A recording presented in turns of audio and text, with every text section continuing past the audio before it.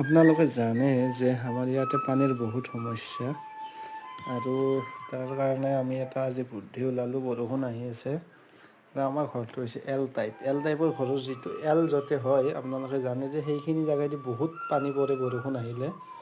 গতিকে মই কৰিলোঁ কি, এটা বটল কাটি ল'লোঁ, মানে কি এইটো এই মেংগ'ৰ বটল, এই যে 2 লিটাৰৰ চাগে, সেই বটলটো কাটি তাতে একদম পাইপ ভৰাই দিলোঁ। পাইপ ভৰাই প্ৰথমতে আমি হাতেৰে ধৰি চালোঁ, পানীটো বঢ়িয়াকৈ গৈ আছে পাইপডালেৰে।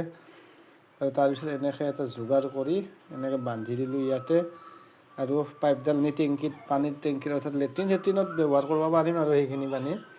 গতিকে আমি টেংকিত নি পেলাই তাত লগাই দিলোঁ। পানীটো টেংকিত ষ্টক হৈ আছে আৰু ইয়াতে বৰষুণটো স্পীডত আহিলে স্পীডত যায়, মানে বৰষুণ আহি থাকিলে পৰি থাকিব পূৰা পানীটো। গতিকে এনেকৈ বনালোঁ। সেইখিনি চব পানী এতিয়া বৰষুণ কমিছে অলপ অলপকৈ, তথাপিতো অলপ অলপকৈ পৰি আছে। যি কি নহওক পানী সেই গৈ আছে, এইখিনি আছিলে।